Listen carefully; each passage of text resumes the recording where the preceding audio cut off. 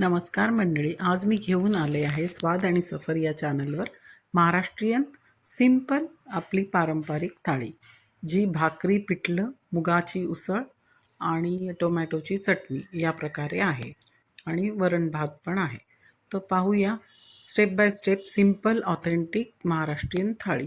जेव्हा खूप सण होतात आणि सणानंतर खूप व्हरायटीचे स्वीट्स खाऊन आणि वेगवेगळे ऑइली पदार्थ खाऊन कंटाळा येतो, तेव्हा ही एक झटपट बनणारी थाळी बनवून बघा. हे घरातल्या बागेचे हिरवे टमाटे घेतले 3-4, थोडेसे शेंगदाणे, तीळ, मिरच्या, लसूण आणि थोडंसं तेल टाकून त्याला चांगलं वाफवलं. खूप छान पद्धतीने ही चटणी बनली होती. सिंपल एक 5-6 मिनिटात बनण्यासारखी आहे.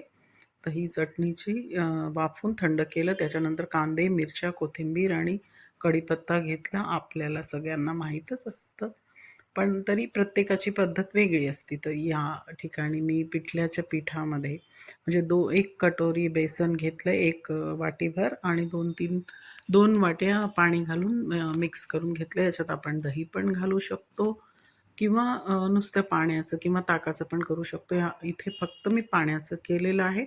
उकळ आणून पण पिठलं केलं जातं, पण हे सिंपल इझी जे नवशिके लोक आहेत त्यांच्यासाठी आहे. ही झटपट थाळी आहे, 15 ते 20 मिनिटात बनते. टेस्टी आहे, सगळ्या महाराष्ट्रीयन लोकांची आवडती गोष्ट आहे. गावाकडे खाल्लेली आहे किंवा आपले ट्रेडिशनल खूप वेगवेगळे पदार्थ किंवा खूप ठिकाणी वेगवेगळ्या ठिकाणी बाहेर जाऊन आल्यावर कंटाळून जातो जेव्हा वेगवेगळे पदार्थ, फॅन्सी पदार्थ खाऊन खाऊन. तेव्हा एक टिपिकल टेस्टी आणि एक खमंग अशी पिठलं भाकरीची थाळी मी बनवलेली आहे. तर ती तुम्ही स्टेप बाय स्टेप पहा आणि जरूर बनवा, खा आणि खिलवा. तर याच्यामध्ये तेल घेतलेलं आहे. तेल गरम झाल्यावर थोडंसं जिरं टाकून आणि त्याच्यानंतर हिरवी मिरची टाकली आहे आणि जसं की जिरं आणि हिरवी मिरची तडली त्याच्यानंतर स्टेप बाय स्टेप एक वस्तू टाकल्या. आपले बेसिक मसाले किंवा बेसिक जे फोडणी करतो तेच आहे. त्यात कढीपत्ता, थोडीशी कोथिंबीर आणि कांदे घातलेले आहे आणि ह्यांना चांगलं म्हणजे त्याला सॉटे करून घेतलं किंवा भाजून घेतलं आहे. हलक्या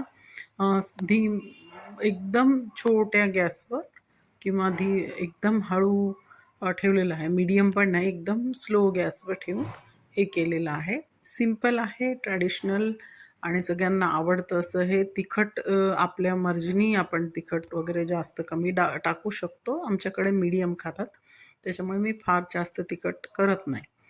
तर हे एकदम टेस्टी होतं, खूप टेस्टी बनलेली थाळी, एकदम टेस्टी आणि 15 ते 20 मिनिटात पटापट होतं. भाज्या चिरणं बिरणं एवढं काही नसतं. पिठलं हे फार पटापट होतं. तर पिठलं, भाकरी आणि जनरली बैगनचं भरता वगैरे असतो, पण आज नाही आहे. आज हिरव्या टमाट्याची चटणी आहे. त्याच्यात हळद घातली आहे, तिखट घातले, लाल तिखट घातले, दोन्ही प्रकारचे तिखट घातलेले आहेत आणि थोडंसं मीठ घातलेलं आहे आणि याला चांगलं भाजून घेतलं. आता मीठ घातलं छोट्या चमच्यानी आणि त्याच्यानंतर चांगलं गोल्डन कलरवर अगदी स्लो गॅसवर भाजून घ्यायचं आणि त्याच्यानंतर मग ते जे पिठाचं गोळ केलेलं होतं ते सगळं त्यात टाकून द्यायचं. त्याच्या गुठल्या वगैरे होऊ नयेत किंवा गाठी राहू नयेत म्हणून हाताने सॉफ्ट केलेलं मिश्रण होतं. आता हे 5-6 मिनिटातच तयार होतं. तर जेव्हा वेळ नसतो, पटापट काहीतरी बनवायचं असतं, भाज्या चिरायला किंवा खूप वेळ नसतो आणि खमंग काहीतरी टेस्टी फटाफट खायचं असेल, तेव्हा ही थाळी बनते. पिठलं झालेलं आहे. आधीच इकडे वरणाचं कुकर तयार आहे, शिजलेलं आहे, तयार आहे आणि इलेक्ट्रिक कुकरमध्ये भात पण पहिलेच लावलेला होता. इथे ज्वारीचं ताजं पीठ घेतलेलं आहे. इलेक्ट्रिक केटलमध्ये पाणी गरम केलेलं आहे आणि फटाफट ते बनवलं आहे. 4-5 मिनटंच त्याला ठेवायचं आहे मिक्स करून आणि पटापट त्याची भाकरी हाताने थापा किंवा लाटा, ज्याला जशी सवय असेल तशी. तर मला सवय आहे, तर त्याच्यामुळे इथे मी भाकरी थापून घेतली आहे आणि त्याच्यानंतर ती आता छान प्रकारे भाजून घ्यायची आणि त्याच्यामध्ये शुद्ध तूप, साजूक तूप लावून ती खायला तयार करायची. तर अशा 4-5 भाकऱ्या मी तयार करून घेतल्या आणि चटणी पण केली आहे. पुढे पुढे पाहत राहा. टेस्टी टेस्टी डिश किंवा हे एक सुंदर अशी महाराष्ट्रीयन ट्रॅडिशनल एकदम गावावाली शेतामधली थाळी खाऊन खूप मजा येईल. तर ही अशा प्रकारची थाळी तुम्ही बनवून पहा. बनवतच असाल, मराठी लोकांची आवडती स्पेशली आहे ही. आणि नंतर फुलक्याच्या चिमट्यानी घेऊन त्याला गॅसवर भाजून घेतलं.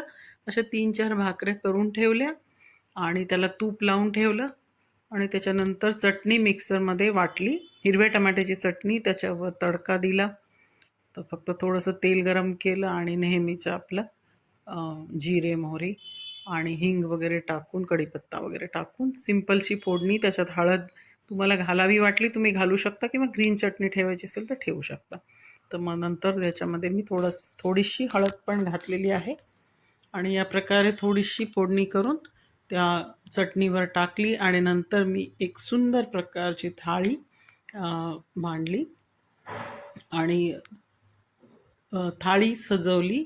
याच्यामध्ये पिठलं आहे, भाकरी आहे, सॅलेड आहे, रायता बनवला होता आणि कोशिंबीर म्हणतो आपण मराठीत, भात, वरण सगळं ठेवलं होतं आणि लोणचं तर असतंच आणि ग्रीन मुगाची उसळ केली होती. या प्रकारे एक सिंपल आणि टेस्टी प्रोटीनयुक्त, कारण हिरव्या मुगाची उसळ आणि पिठलं हे प्रोटीन मिळतं आणि भाकरी कार्बोहायड्रेट्स आहे, पण भाकरी पण खूप छान आहे, ग्लुटेन फ्री आहे, मिलेट आहे.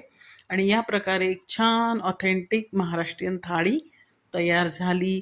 तर या तुम्ही सर्वजण जेवायला आणि असेच माझे रेसिपीज पाहत राहा आणि माझ्या चॅनलला लाईक करा, शेअर करा आणि सबस्क्राईब करा आणि तुम्हाला काय पाहायचं आहे त्याच्याबद्दल कमेंट्स करा.